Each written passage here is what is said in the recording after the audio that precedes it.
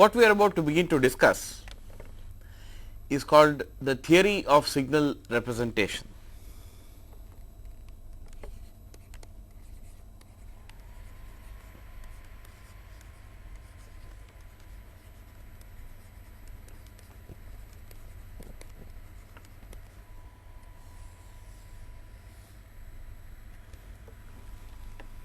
What is representation?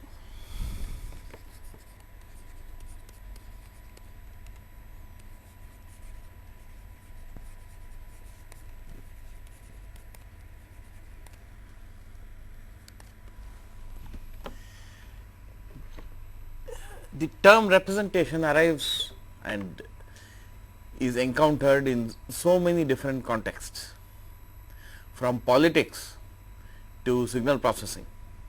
So, what is representation in general? It is about reducing the number of objects that need to be encountered. That is to say, if the objects in question are signals, then what we seek by employing a representation is a means of dealing with only a small number of signals rather than all the signals that are theoretically possible. If the objects are people, then representation is about a small number of people taking decisions, taking actions on the basis or on behalf of a large number of people. So, that is representation is general. Representation can be said to be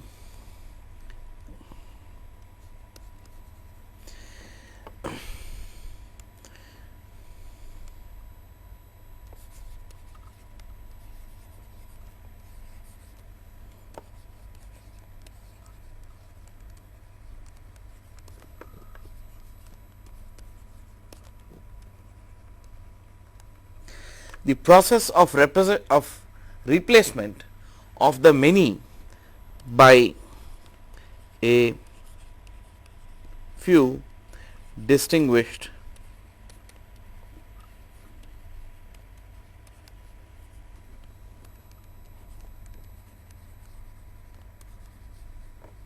members. So, that is a satisfactory definition of what representation means in the most general context. Now, focusing our attention upon system theory, signals and system theory, what is the need for representation here, and how do we go about bringing up or constructing a representation of signals? Let us understand what we gain by using a representation in the context of signals and systems, and what features, what advantages having a representation will yield to us. All right. Suppose you wanted to have a description of any function. This has already been mentioned in certain earlier lectures of this course. If you want to thoroughly describe any function, and let us say in this context that that function is a signal, let us say it is a function of time, then I had said that you can always represent the function as a virtual lookup table. Any function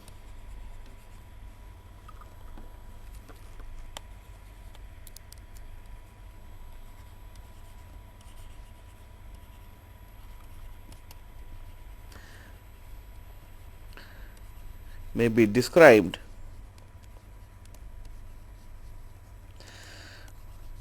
by a virtual lookup table.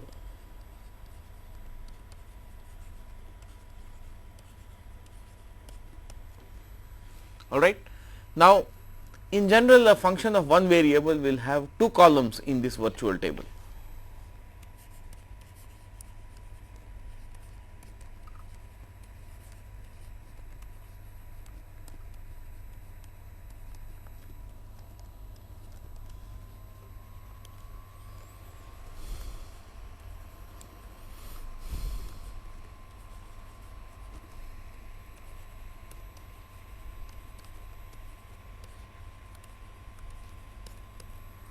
The left column would carry a list of all possible values that the independent variable can take, and the right column would carry the corresponding values that the function takes against each value of the independent variable. So, you would have a table that looks like this: values of x on this side and values of f of x on this side. This is what I mean by a lookup table. I call it a virtual lookup table because while in the real world around us a table has a finite number of rows, this virtual lookup table can possibly have an infinite, countably or uncountably infinite number of rows, because there might be that many possible different values for x, and for each of those values of x, f of x needs to be specified. So, we have a virtual lookup table. A virtual lookup table is possibly infinite in size, possibly even uncountably infinite in size, but it is a very useful concept to play with. Now, a general function, be it a signal which maps voltages to time, or rather which maps time to voltages, or if it is a system it maps signals to signals, in all these cases a function is a lookup table, a virtual lookup table. Now, if you want to comprehend the information in the table completely, so that you may put it to use to predict what output will result for the function or for the system when the input is specified, if you want to do this, you normally have to simply memorize the entire table. Memorizing the entire table is certainly a very cumbersome thing to do, especially when the table is very large or possibly infinite. So, when that is the situation, you would like not to literally memorize the entire table, but to find means by which you can calculate the output for a particular input by knowing or memorizing not all possible input output pairs, but only a small number of input output pairs. In short, you want to do the following: simplification of the lookup table.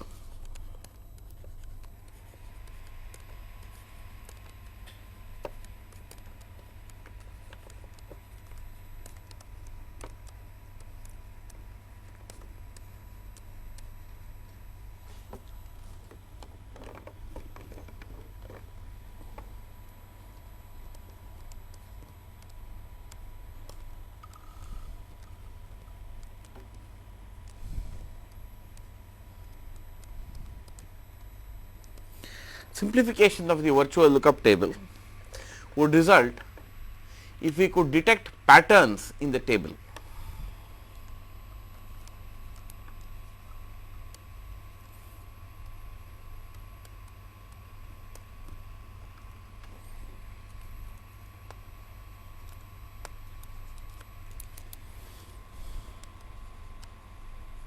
Any sort of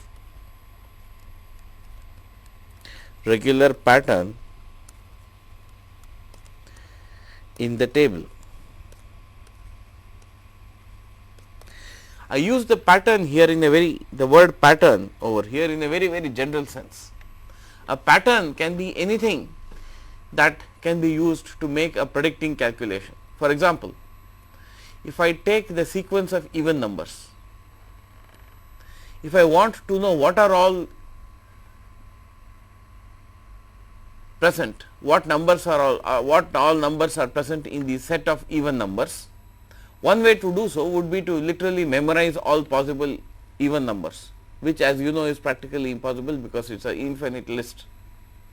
On the other hand, I could have a different means of finding out if a number given to me is infinite or not. If I had had a complete list, of course, I would have looked the number up in the list, and if I found the number in the list, I would have reported that it is an even number. If I did not find the number in the list, I would have declared that it is not an even number. That is the brute force way of doing it. What we want to do is, and what as you know we do is, if we want to find if a number is infinite or sorry, if a number is even, we just try to divide the number by 2, and if it divides exactly without any remainder or without any fractional component, then we will say that the number is even.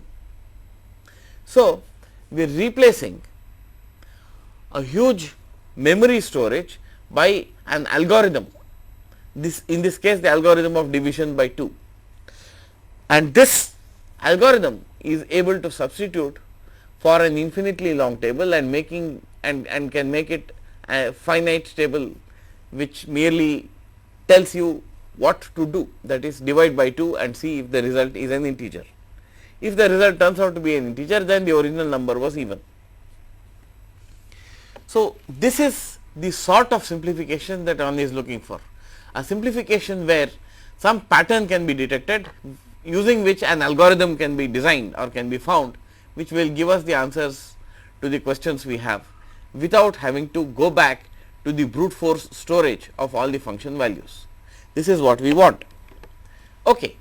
Now, what kind of patterns could be there in a general function? For example, let's talk of simplifying patterns in functions.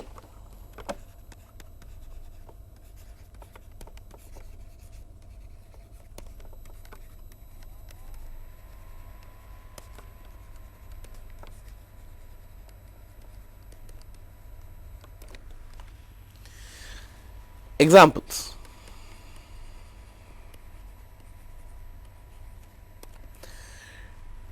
First example, v of t, or if you like f of t,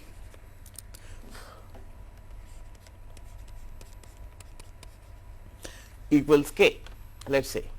So, this is a function, we want to see if there is a pattern in this function. There is very clearly a very dominating pattern here, which simply says that all rows in this virtual lookup table are identical.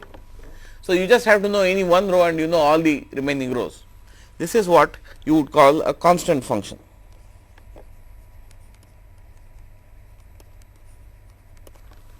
This is what you would call a constant function. Now, suppose we try something a little more complicated. Let us take an even function, f of x equals f of minus x. This is what we call an even valued function. Now, does this help us in some way? What is the amount of freedom that this function has to express itself?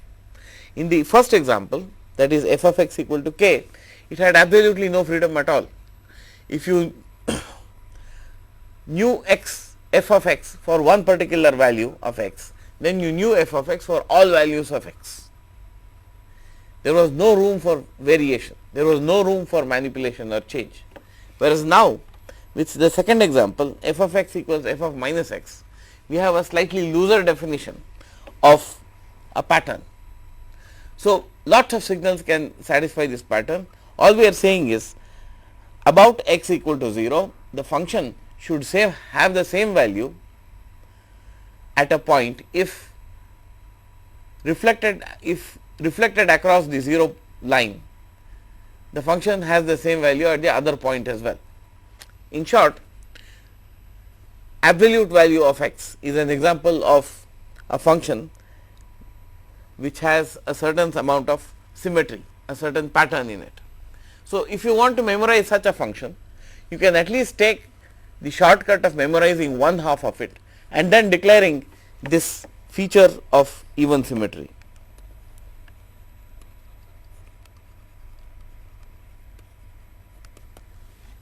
If you say it is even symmetric and if you specify the function from 0 to infinity, that completely helps you to construct the rest of the function on the other side. All right. So, let us look at more patterns. In all cases, as with the third pattern as well, suppose we have a periodic function here, f of x equals f of x minus x 0. Suppose this is what we call a periodic function or periodic symmetry. The whole idea is there a means by which you can have knowledge of only how the function is defined over a part of the domain, and using this knowledge can you construct the entire function. Wherever and whenever you can do this, you essentially have some symmetry or pattern in the function, and that is the kind of pattern that attracts our attention at the present time. If you take a periodic symmetric function, you only need to know the value of the function over one period. Now, if you want to define the function over all time or over all x in this case, then all you have to do is to construct a periodic extension of the function, of the part of the function that you are aware of. That will give us the entire function. So, each of these things is an example of a symmetry. This is a very, very tight kind of symmetry pattern, f of x equal to k or f of t equal to k. F of t equal to k is a very, very strong symmetry. This is a very, very strong symmetry. This is a relatively loose symmetry, because there are lots and lots of functions which still can exist even if f of x equals f of minus x, whereas f of t equal to k, there aren't that many different signals that can have k that can distinguish f of t from each other if they all follow this pattern. This third example is somewhere in between first and second. It does allow certain amount of freedom of expression for the signal. At the same time, it allows the user or the person who wants to follow the signal completely to just follow it for one period and then construct it automatically for all time. So, these are patterns, simplifying patterns that a signal, that any function can have, and whenever you have a pattern, then that helps you to condense the amount of information to be processed. Now, what is true for functions that are signals is also true for functions that are systems. So, suppose you have a system. How do you normally characterize a system? How do you exhaustively characterize a system?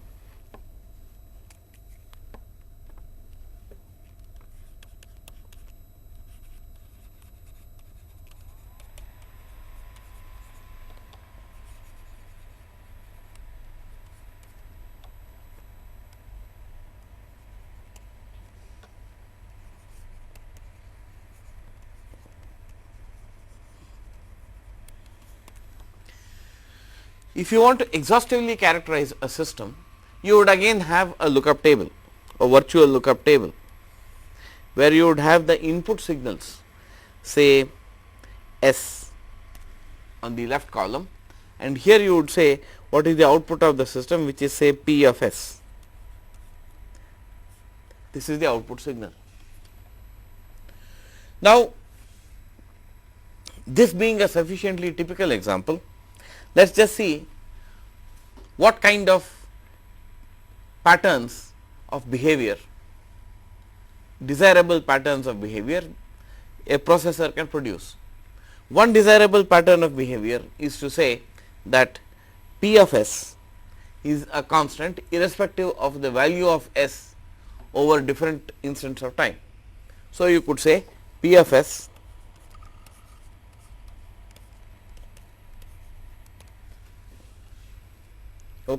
that has a very, very nice simplifying pattern. There could be other simplifying patterns that a system can have. Linearity itself is an example of a simplifying pattern of behavior for a system.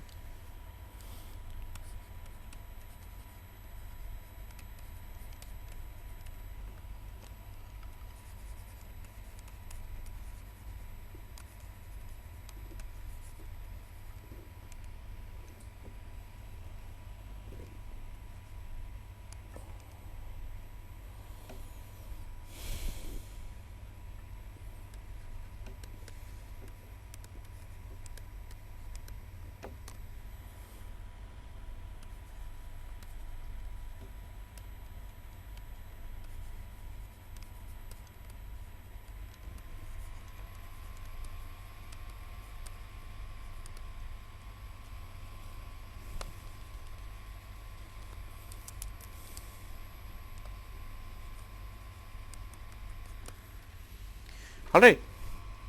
Now, how is it a simplifying pattern? Because if I didn't know that a system is linear, or if a system is not linear, then I would have to exhaustively list all possible input signals in the left column of the virtual lookup table for the system, and on the right side for each input I would have to make a record of what possible output will exist. On the other hand, if I just state the property of linearity, that helps us considerably reduce the size of the virtual lookup table that really needs to be carried in order to predict the behavior of the system. So, if you have a linear system, then if you recall, the definition is this.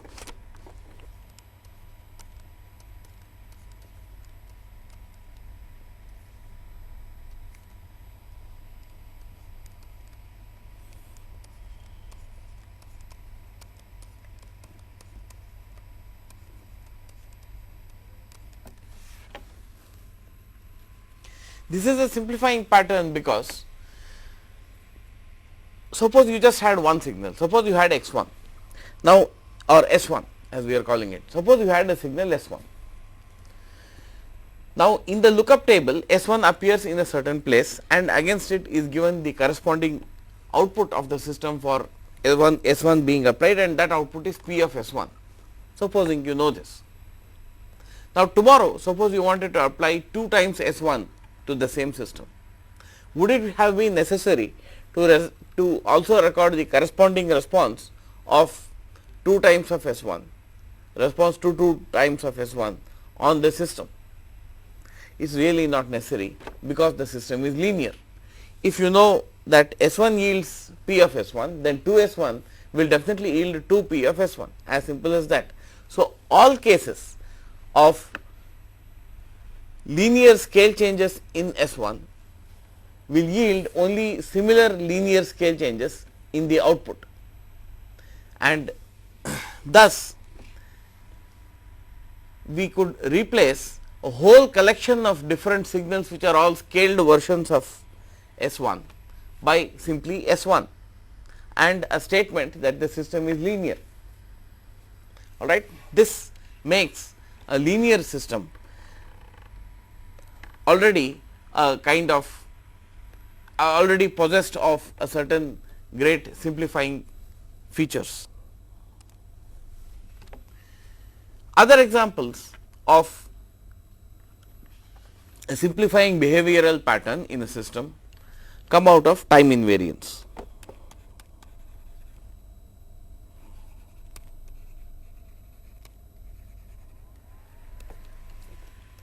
What is time invariance? We had said that suppose you know that x t yields y t, then what would you get if you applied x t minus t naught?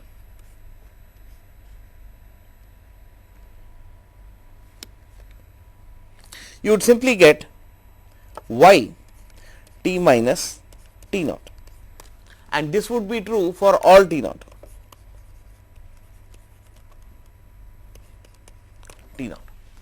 So, the entire set of rows in the virtual lookup table containing signals x t minus t naught, minus infinity, less than t naught, less than infinity will correspondingly map, because of time invariance, to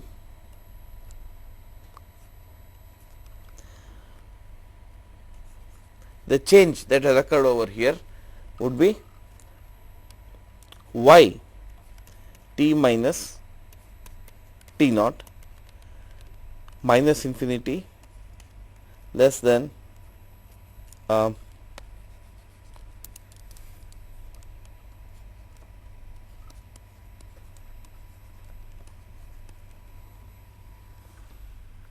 this is indeed a great simplification. And it is these simplifying behavioral patterns that lie at the bottom of our seeking after a signal representation. right. Now, what makes the business of simplifying behavioral patterns, what makes them interesting?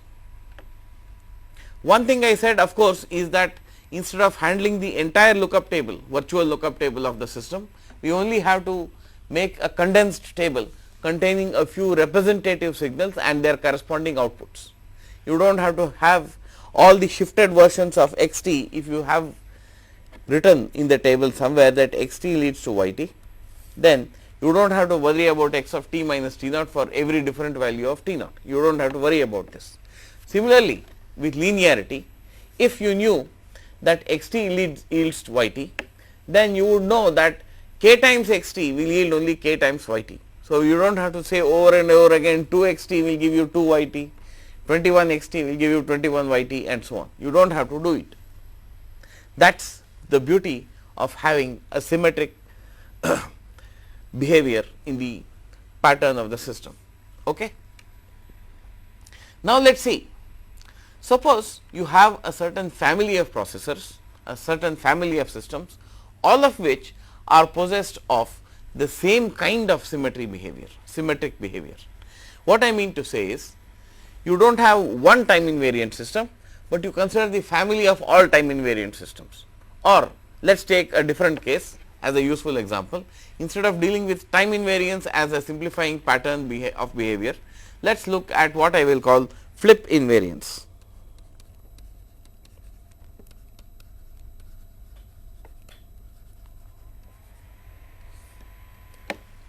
I will say that a system is flip invariant if given x t yields y t in the system, in the output of the system, then x of minus t should simply yield y of minus t as well. Fine. Now, suppose you have this property of a system given to you, then you see you do not really have to specify each signal for its entire length. If you say this is the value of x t for 1/2 of time, or rather if you collect the input output pairs for one set of x t, then for all the time reversed signals corresponding to the members in the given set, you already know what value y t will take when x t is changed to x of minus t, y t will change to y of minus t, right. So, this is flip invariance, and you can see that here again the table gets simplified. Okay. Now, what is our objective in using a representation, in seeking a representation? What I am going to say now is probably the most important part of this whole course. So, let us look at it very, very carefully. I will discuss this in a slightly unconventional manner, not the way the textbooks go about it. I am going to discuss this by talking about the system as a map on the signal space.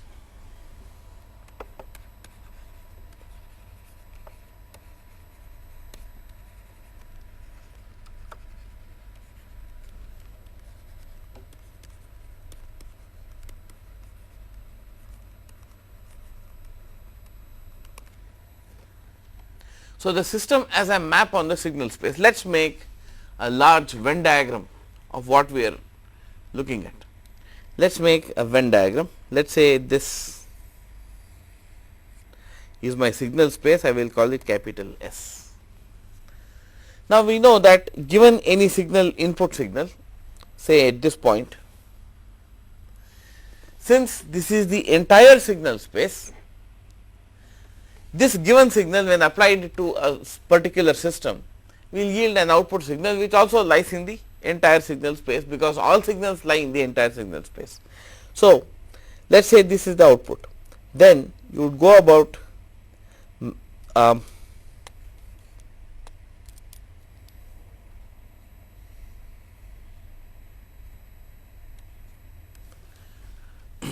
mapping this input signal to this output signal. Let me call this x t let me call this yt. Fine. Now suppose you had a different signal x dash t, and this was the corresponding output, let us say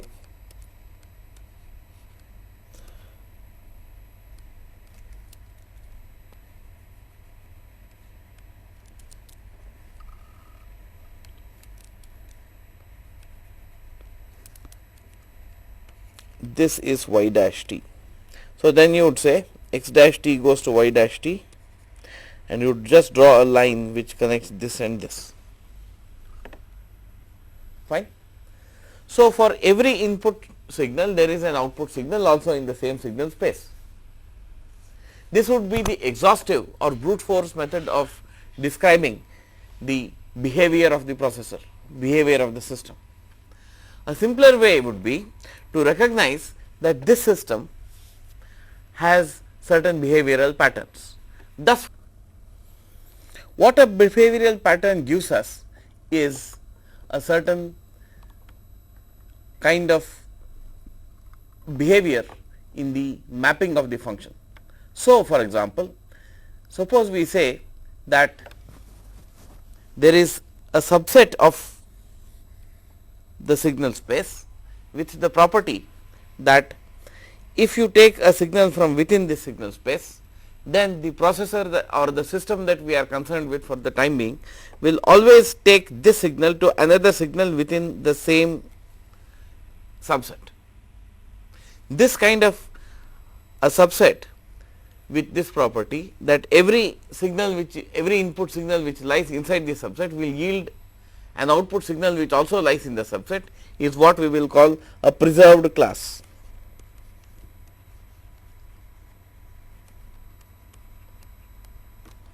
It can be argued that every favorable or desirable behavior pattern that we are trying to seek for the behavior of a system will imply the existence of one or other kind of preserved class.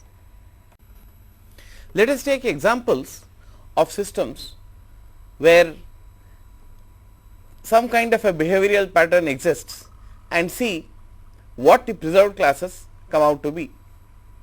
We begin this by just taking a simple amplifier. What does an amplifier do? It takes xt to some a times xt. So, this is what an amplifier does. So, what I do is in fact not just this particular amplifier, but if I take any amplifier at all which does just this thing, then I am sure of this much. I am sure that whatever input signal is applied, the form of the signal is preserved by the system and only its gain or its peak to peak value will be changed. So, what I do, I now want to find a preserved class. What kind of a preserved class? Let me take this as a preserved class. Let us see if this is a preserved class. Let us take the set beta xt for minus infinity less than beta less than infinity, okay, where xt is some particular signal, okay, xt is some specific signal. You will recognize that this preserved class, or rather this collection, is indeed a preserved class under the operation of an amplifier, a system that is an amplifier. Any amplifier system, for any amplifier system, this will constitute a preserved class. For different signals x1t, x2t, x3t, you would have different preserved classes, beta xt, beta x1t, beta x2t for all values of beta. So, how many signals are there in the preserved class of this sort? An infinite number of signals, because beta can take an infinite number of different values. But yet, if I apply xt to the signal and I get a xt, After all, a is also a number. So, for since beta x t, since this class contains all beta x t for every value of beta, it will also contain a x t. So, if this for example is x t, then this might be a x t. And what if I took a x t itself as the input? Then I would get a squared x t, where a squared is the new value of beta that is being invoked. So, once again it would lie within this set, maybe it would go somewhere here, and this could be a squared x t. So, all scaled versions of x t would constitute a preserved class under amplification.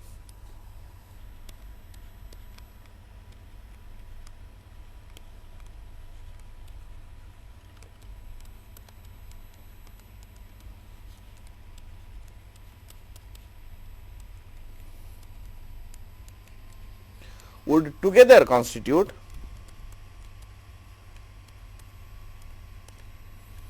or be a preserved class.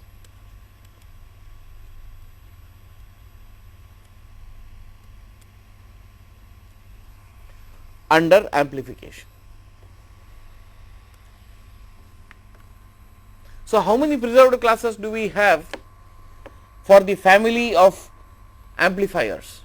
We have an infinite number of preserved classes, one for each different x t that you can think of, which differs by more than a scale factor, by something more than a scale factor from the other x t. Let us take examples. Suppose x t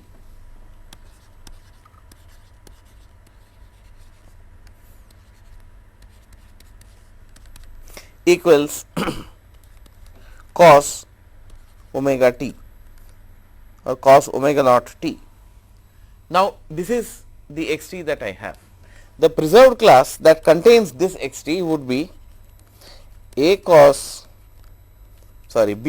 omega naught t, going by the same notation,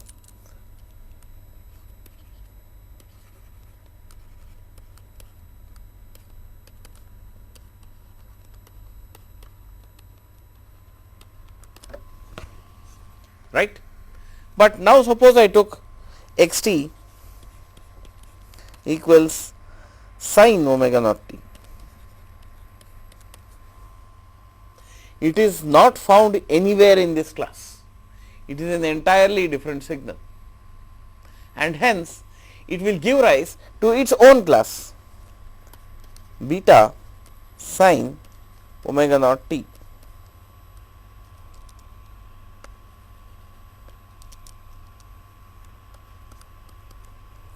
Minus infinity less than beta less than infinity. All right. Suppose instead I took x t equals cos omega naught t plus theta. This again is not present in either of the above classes. It is an altogether different signal. So, it has its own class consisting of all scaled versions of itself. Suppose you took x t equals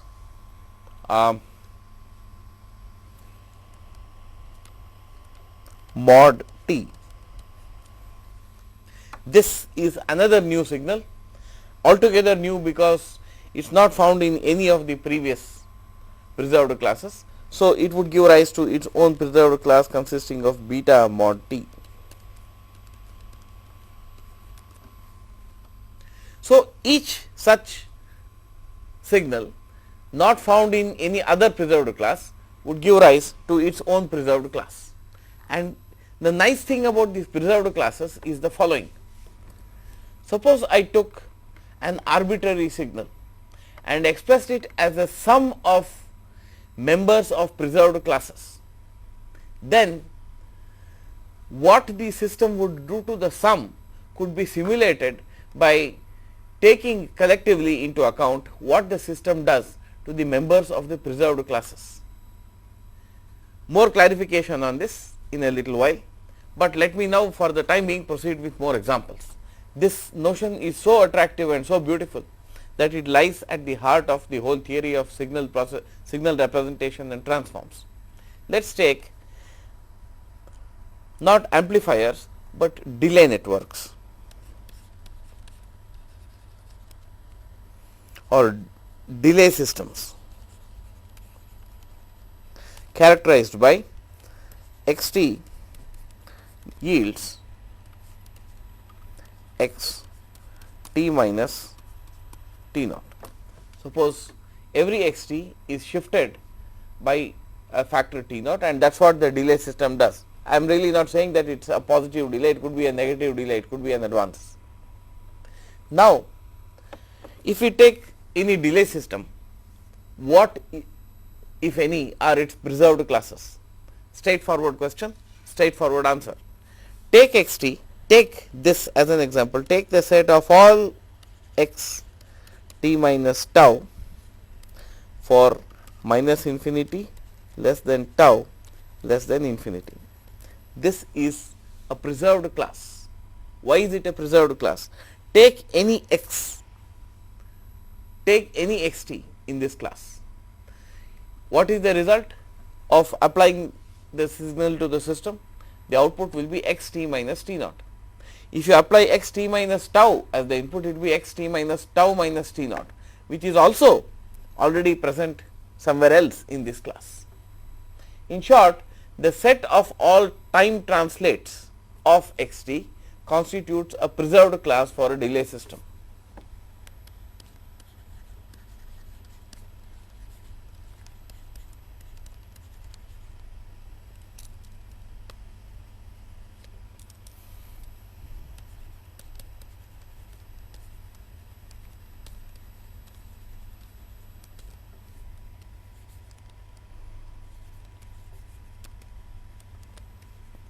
The set of all time translates of a given xt constitutes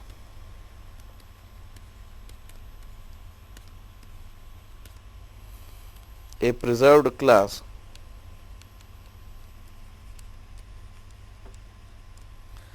for a delay system.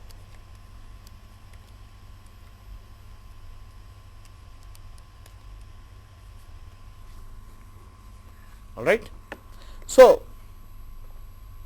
how many signals are there in a preserved class? An infinite number, because you can have an infinite number of different possible delays. How many preserved classes are there?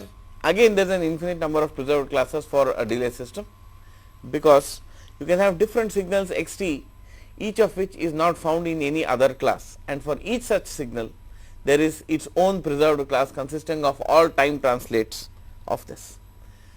Now, contrast this with our previous example where we were dealing with amplifiers. There what we had was the set of all scales of each xt.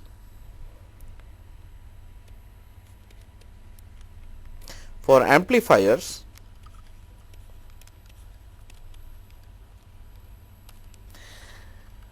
the set of all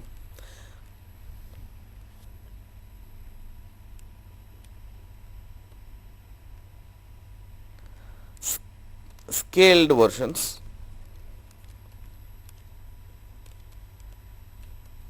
of a given xt constitutes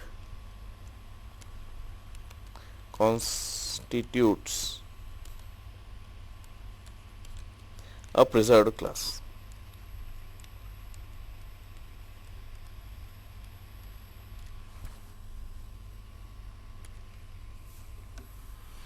Even more complex examples can be given.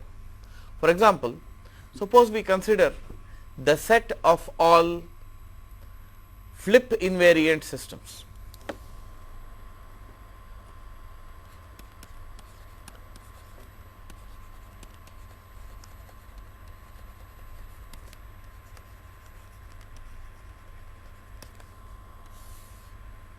What is a flip invariant system? Something we haven't defined as yet. A flip invariant system is defined as follows. If the flip invariant system takes xt to yt then the same system should take x of minus t to y of minus t. We expect a system to be a flip invariant system if it follows this particular definition. All right. This is a flip invariant system. Does this also have a preserved class? Yes, it does. And the way to find that out is to look at the family of all even valued signals.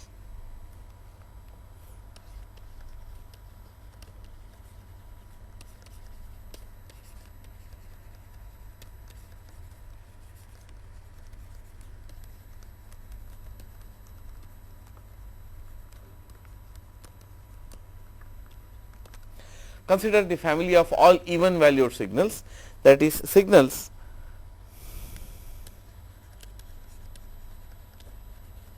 that satisfy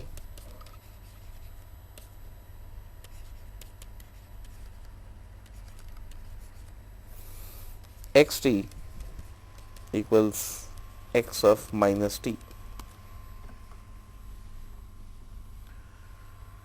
Now, this set of even valued signals can be shown to be a preserved class for the set of flip invariant systems. How do we show this?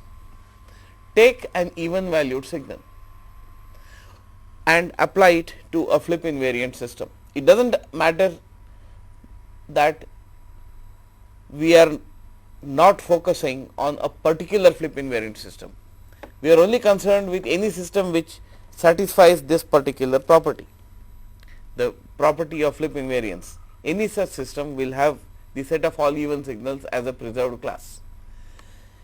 Now, take any xt, xt should give you some yt. We do not know whether if xt is even, yt will be even or not as yet, but let us go ahead and see what happens. Suppose xt gives you yt, right, and suppose xt is even, then xt equals x of minus t. Because xt equals x of minus t,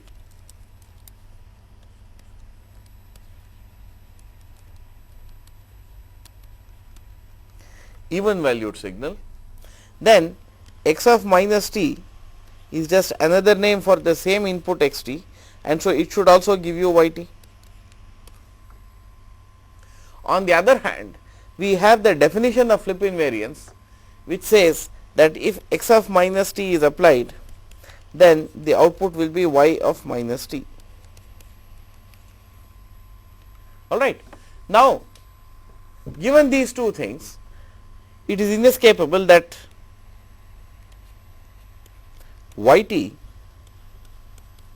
is the same as y of minus t, which means that yt is also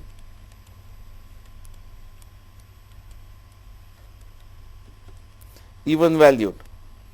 This means that a flip invariant system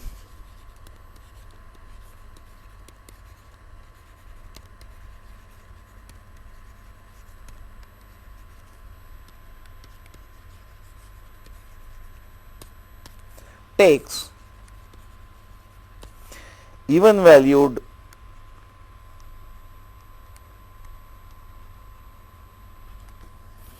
inputs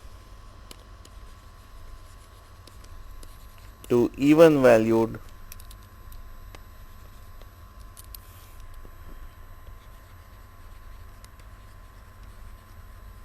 outputs.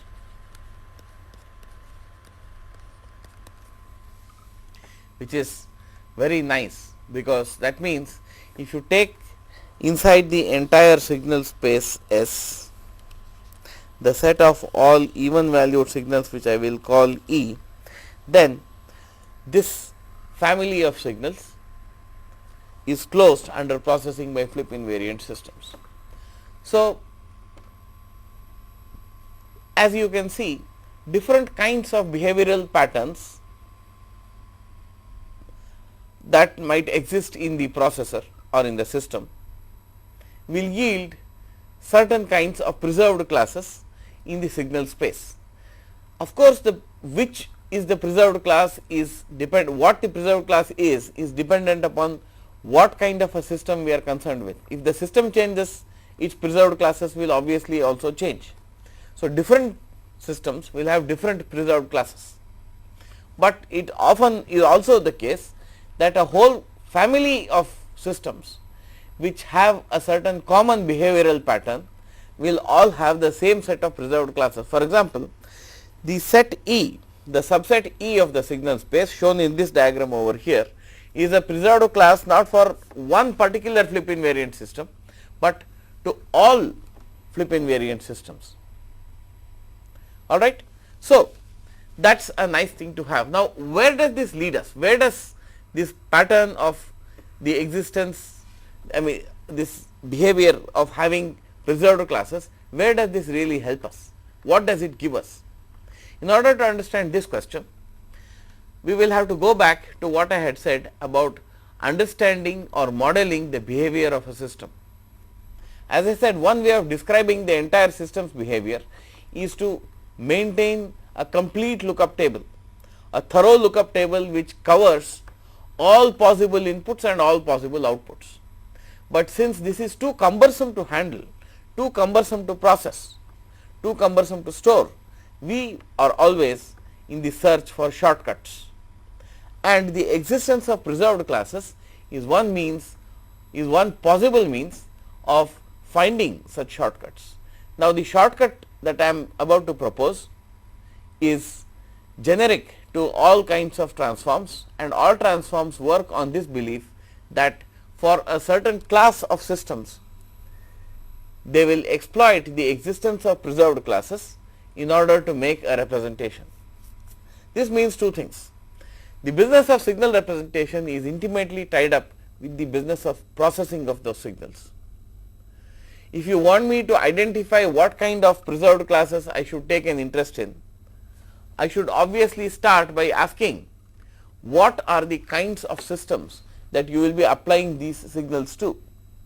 Only when the answer to that question is known will I be able to identify and isolate the appropriate preserved classes. So, now suppose you have a set of preserved classes, and suppose further that the system, let us say in the present context, let us just take a simple assumption, let us assume that the system is linear. Suppose a system is linear. That means it satisfies the theorem of superposition. If it satisfies the theorem of superposition, I could either apply a particular signal as the input and observe its output, or I could decompose the signal into a set of components, apply each component separately one at a time and note the responses, and ultimately add all the responses. I would then get a sum of responses whose value is identical to the sum of the components, namely to the original input signal. Fine. This is possible whenever a system is linear. You decompose the signal into components, you have xt, break it up into x1t, x2t, so on, x2t and so on, which are what I call components of xt. I have still not made any, I have not divulged anything about what kind of components, but we will soon be able to put 2 and 2 together about the earlier part of this lecture and the present part, and soon understand what we are looking for. So, then when I have this, I apply each component separately to the system.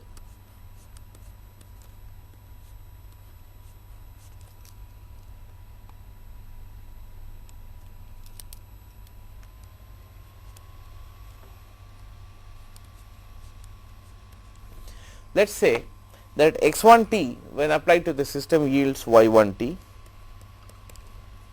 x2t yields y2t, and x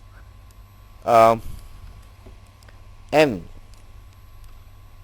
t yields yn t. You have all these different outputs. Because the system is linear, we know that given the fact that xit yields yit, we know that xt, which is equal to the summation of the xit, will give rise to summation of the yit equals to yt. Fine. Furthermore, since the system is again linear, I can take different scaled versions of xit and I would get the correspondingly scaled versions of the yit, and I could again add them up. Say alpha I xit would yield summation alpha I yit. Correct? Okay. Now, we have said all this, but we haven't made any mention or made any comment upon what these components should be. Now, we see that if a system is linear, and if by virtue of its linearity, its homogeneity and its additivity, we can apply a set of components in parallel to an infinite number of copies, a large number of copies of the system, and process each component output separately, then we could recompose the component outputs to obtain the overall output to the overall input. So, what kind of component input signals should we choose? How should we decompose the input signal?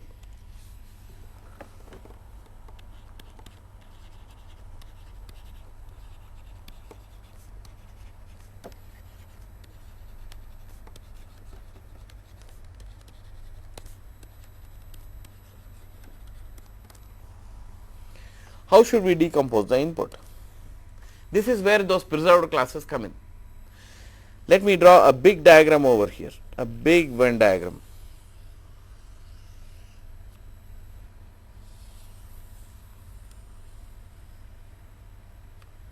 Alright, this is my signal space.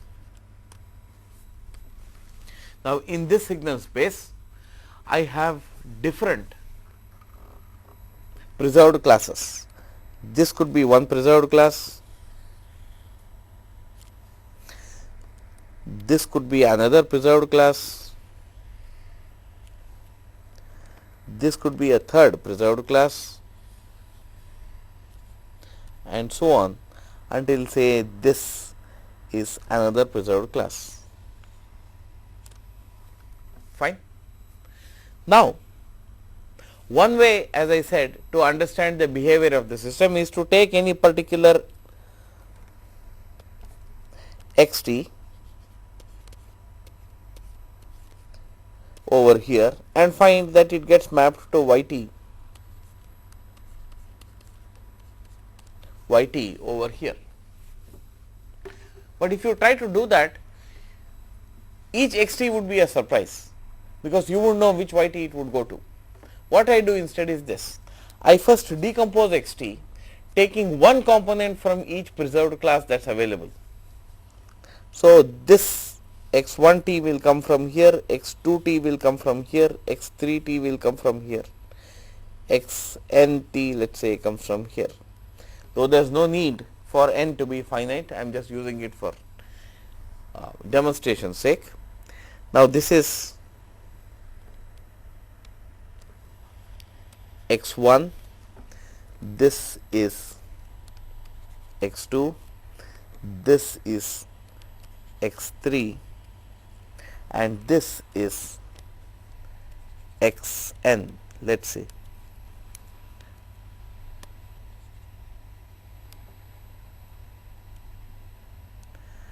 xn. Now, what I am going to observe is this: since these are all preserved classes of the system to which xt has been applied, we can be sure that x1 will be taken to some other y1 lying in its own class, x2 will be taken to some other y2 lying in its own class, x3 will be taken to some y3 also lying in its own class, and so on for xn. It will go to yn which lies in the same class. Fine. So, that is true for each of the components. Now that you have all the components of the output, they would automatically yield a certain output upon combination. So, the y1 would go to this, y2 would go to this, y3 would go to this, y4 would go to this. They would all add up and they would give you y1, they would give you yt. So, we seem to actually be going through a longer route. We take xt, we decompose it into components, process each component separately and combine all the output components to get the final output signal. So, what is the advantage in this? The advantage in this is this: you really do not any longer need to memorize the entire virtual lookup table of the system. You only need to memorize the lookup tables of the individual preserved classes. So, the entire lookup table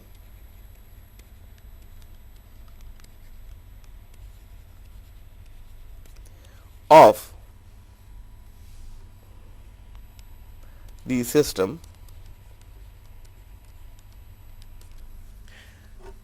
may be replaced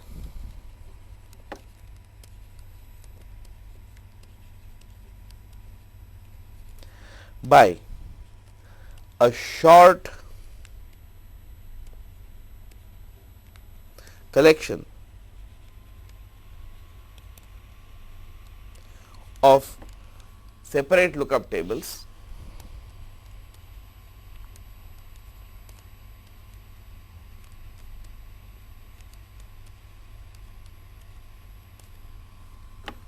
fine. With this, we should be able to handle a large number of signals in the original signal space. Suppose instead I had something over here, this would decompose into something here, something here, something here and something here. And if it did that, it would give me the corresponding outputs, which would also of course be different from yt or from y1t to ynt, and their composition would yield the corresponding output y.